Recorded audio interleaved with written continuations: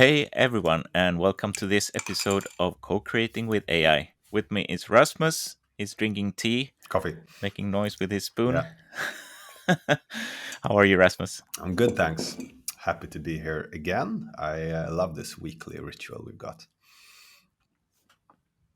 How are you doing? Yeah, I'm good. And really nice sunny weather. And there's some kind of March madness upon us in the AI world Yeah, with just yesterday, enormous number of high-profile releases coming out at the same day. Everybody wants to have their piece of the cake in the media game, I guess. yeah. I mean the hype is real, both on the funding side and on the release side. And it's what's so different. I think this AI cycle is just the speed of the releases.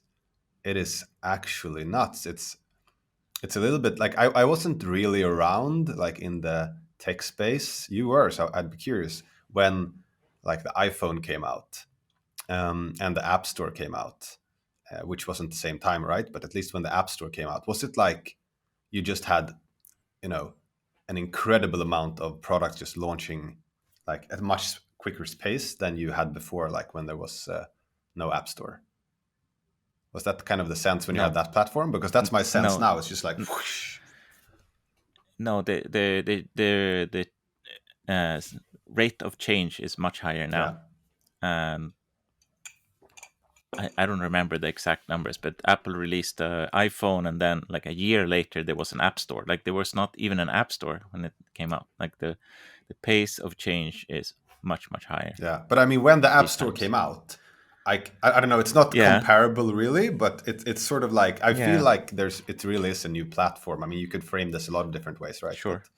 But at least it's Yeah, enabled people like because it's all API based. It's enabling people to launch so quickly. it is. Yeah, yeah, and it's exciting to see if this is a new permanent rate of releases or if this is a like a temporary market where we just see everybody focusing on the same thing. Yeah, it's going to be interesting. I mean, you said I of course read the headlines and I have a bit of a clue what went on yesterday. But do you want to Mm. start there and just talk a little bit about yesterday with GPT-4, Yeah, etc. Like what happened and what did you take away from it?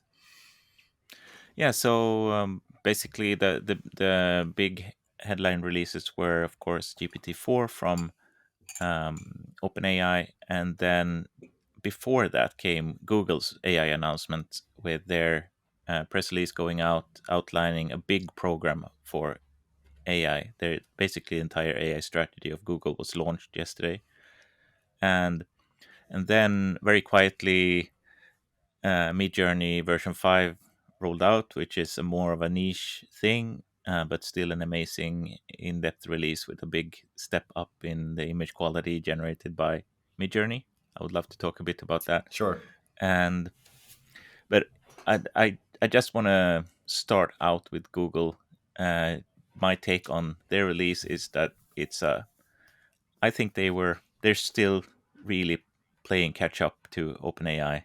They are desperate to get attention, and they're releasing nothing but press releases at this time. Like they're talking about the integrations to G Suite and so on, and their AI offerings there, and it's all like great marketing material and zero product. There's nothing to try unless reportedly if you're a small English speaking group of users in the US, then like nobody has stepped forward saying that they're part of that group. Nobody's doing user reports or reviews of anything Google related.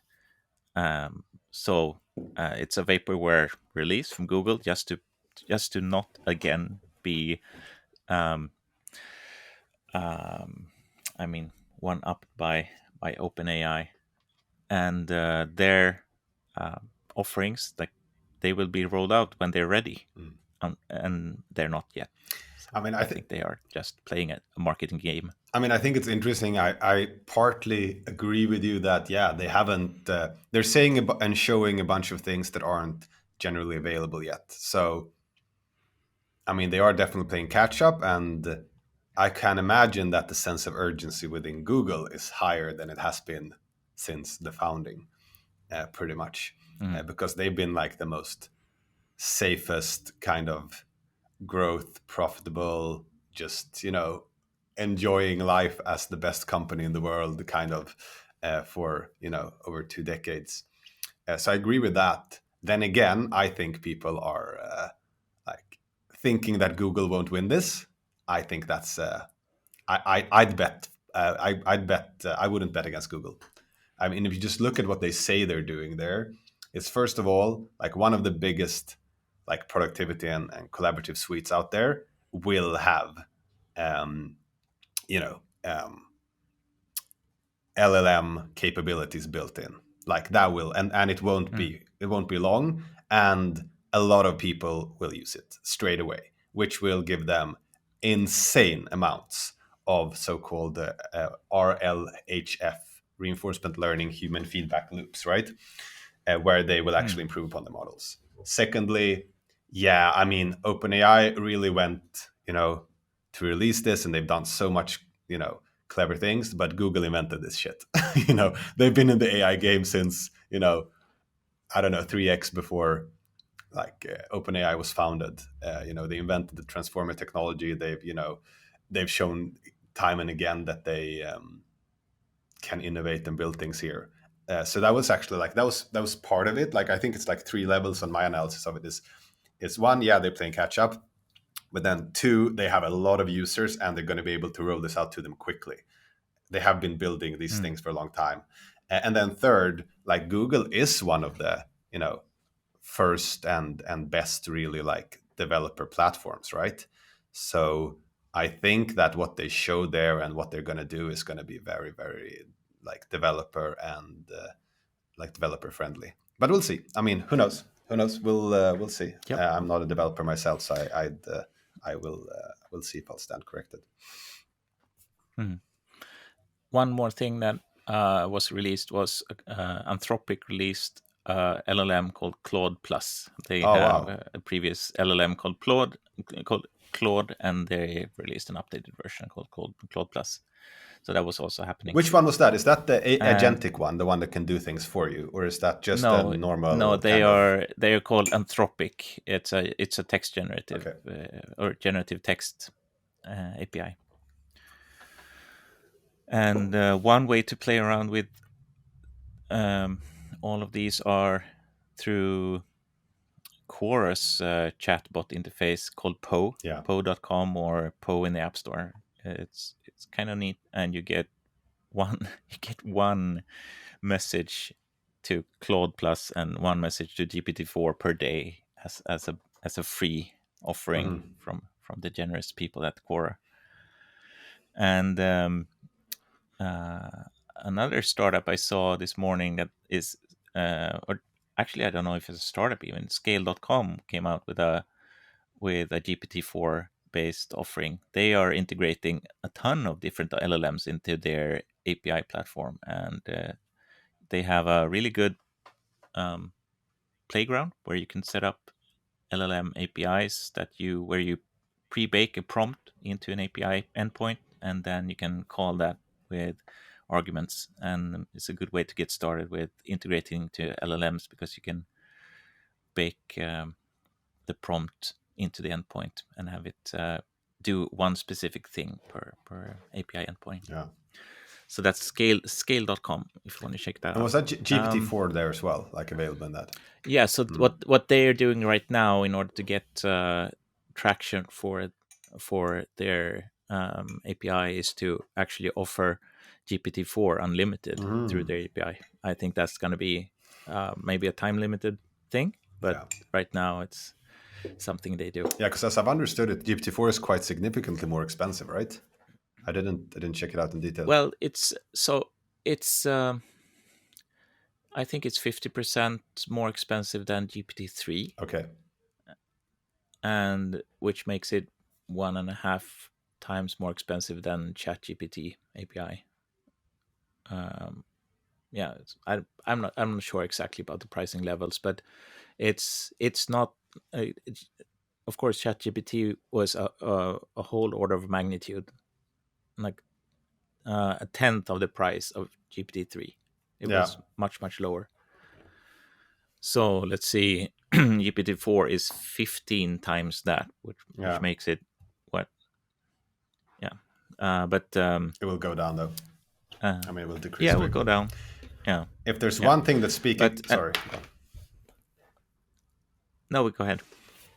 if there's one thing, I mean, supporting the argument that like Google will have a tough time in this race, it's actually that the speed of at which OpenAI is moving in terms of like Mm, releasing, cutting costs, getting other products to like pre-use their APIs and then launch when they feel it's ready. Like Khan Academy mm, launched their like personal AI learning like tutor, and Intercom used their, you know, I don't know, 5 clicks to set up fully automated customer service like rep, LLM, which is, yeah. I mean, these things are, if they are as good as I think they're going to be, they are game changers like on a massive Mm, scale.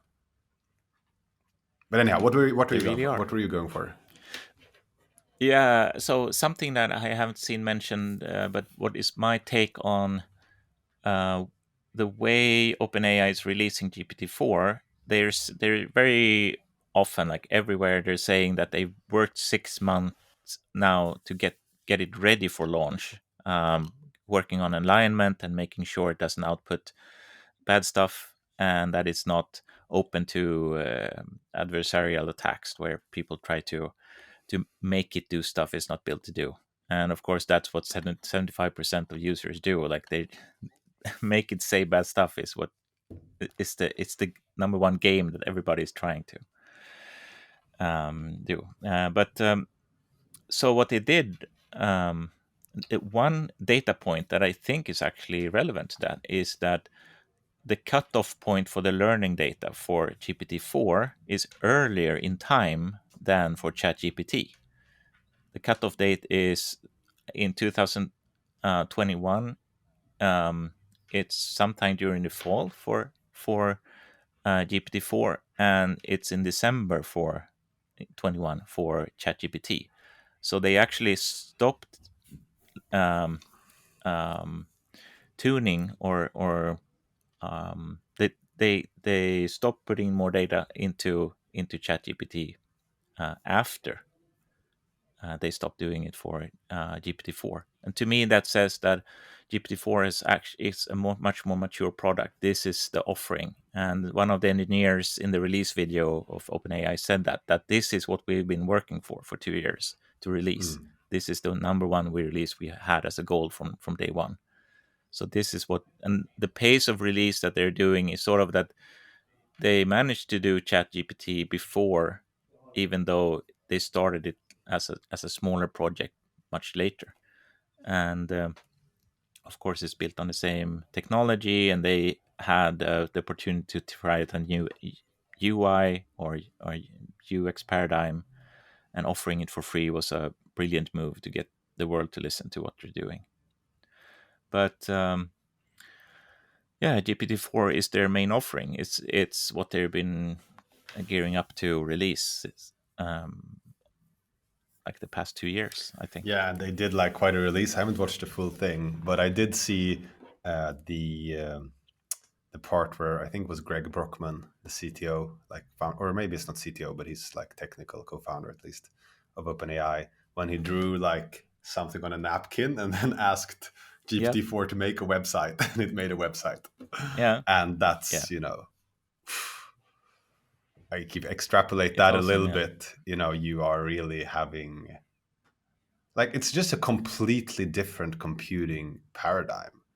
It's really like Mm, moving towards, I think, where you're not doing things on the computer is doing things for you, and that's like a very, very different thing. I mean, that's, I can really understand why some thinkers on the subject say, hey, we're going to rethink all software we use, um, mm, because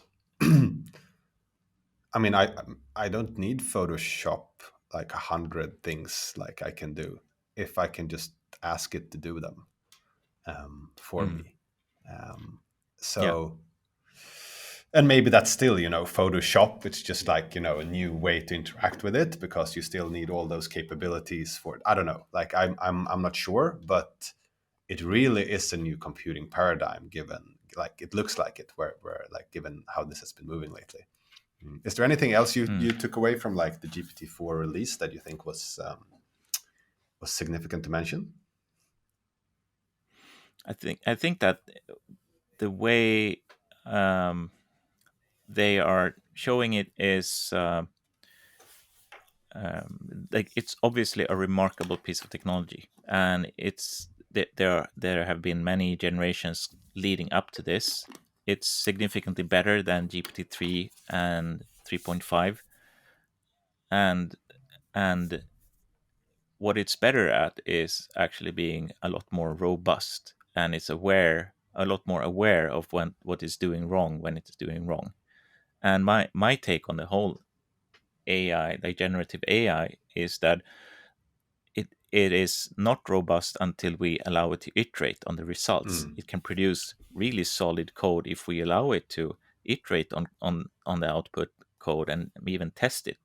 Like an AI should use the same processes as humans do when developing software. yeah. Iterate on the code, test it, feedback the error results, like or error messages, and then the output will be amazingly robust. And something, and that iteration is something that GPT-4 does better. It acknowledges, uh, just like GPT-3, when it does something wrong, like apologizes politely. But what one difference is that GPT-3 sometimes makes that apology but doesn't correct the result. GPT-4 is much more aware that it did something wrong.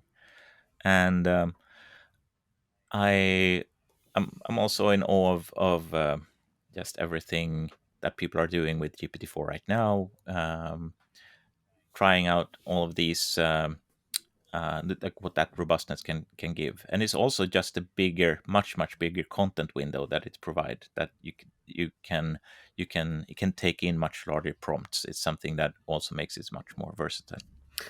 Yeah, it is interesting. I mean, the two of the takeaways, I haven't been diving deeply into this, but is like on the topic what you said is it seems to hallucinate a lot less from what I've read, um, and which which I think is the step away from generate, like calling it generative AI. I think that's a term that's going to be quite short-lived, actually, potentially, because that's sort of the impressive thing about GPT-3 was the generative capabilities that you could create. You could write, make it create things, write things, come with ideas, generate pictures, etc. And of course, there's also been these capabilities like transcription of sound into text, etc. These transformative actions. Um, but I think now that you get to the point where you can actually have it be factual, and I mean, even more so if it can iterate, realize what it did wrong, evaluate the results, etc., then you have something that is not only generative. Yeah, you can use it to be generative, but it's not limited to that. So I think really like with GPT-4, we are going to be starting to look at this as AI. And I think, I mean, apart from us nerds who might discuss, is this AGI, is it not? And I think that discussion is going to come up like legally, etc., in a while. But I think generally people will start to say that, hey, with this, AI is here. Like we have AI, we have artificial intelligence. Finally, I think. I mean, we'll see, but and I'm not sure if that's super Mm. relevant. But I think, for example, with if we take Intercom or Khan Academy, but let's take Intercom as the first example. If their customer service bot is as good, and it might even be better than a normal customer service rep, because there's access. The way I looked at it, as a company, we would have all our documents and all the previous questions, and we just click, boom, boom, boom, and then their AI chatbot Finn gets access to it. And now mm, every company which uses intercom, which is quite a big amount, I think, has a 95% automated customer service organization. And as a user, I will not really care about that. I will, after a while, I might even start assuming that if I interact with a chat online, it's an AI that answers, unless yeah. unless it specifically tells me that this is a human because I couldn't answer. I connected to one of our humans, Mm, um, and I think the round trip I'm making with this is I really think that now we will move into what people really think of as an age of AI. That you moved into like computers moved mainstream, right? And then of course, yeah, you have smartphones and you can reach everyone all the time, and it had a lot of like real world kind of for you in your life consequences. And I think this is mm, starting to be there. There's like, yeah, AI is real and it's there and it's like in so many places. Mm. mm. And also, And I think so too. go on, please. I think that generative AI is with GPT-4 we are generating text on a good enough level that further innovation will be a lot more about how we input data and get data back, rather than just improving on the generative capacity. And Intercom is a great example of that, where the innovation is that they already have the knowledge bases, that the chatbot can build upon to be provide a much better experience than just a chat interface. It because it can learn from the actual data and previous questions and answers that has been given. Yeah, and I think actually on topic of that, like a perspective came like I think that if you just take the customer service example, so say I don't know, um, Coca-Cola has a I don't know why they would, but they have a chatbot on their website. It can actually be the Coca-Cola brand. You know, it's gonna they can very quickly train it to speak like Coke, to answer like Coke, something they could never teach or never, but would be very hard to Yeah. implement across, and wouldn't even be authentic. You know what I mean? If all like Mm, it's almost like if all of their representatives would be like talking exactly the same way. I mean, but in this case, you're actually going to be able to make corporate like legal entities uh, something real because there's going to be an AI representing that company. I don't mm, know. It's sort of like if I go very sci-fi with this, it's like you're actually going to have, it sort of goes like, okay, so we have human legal entities and we have fictional corporate like legal entities. Now we have the mm, AIs and they are implemented there. And that's how AI merge into having legal status is because you're going to have AIs representing these corporations or being these corporations. I don't know. mm.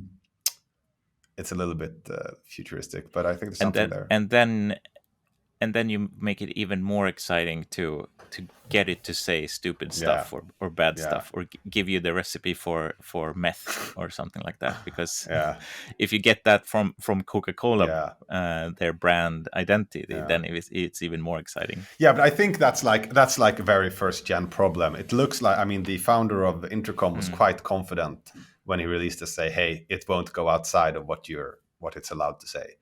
So mm. I think that's going to be a solved problem actually. Not too worried Yeah, there.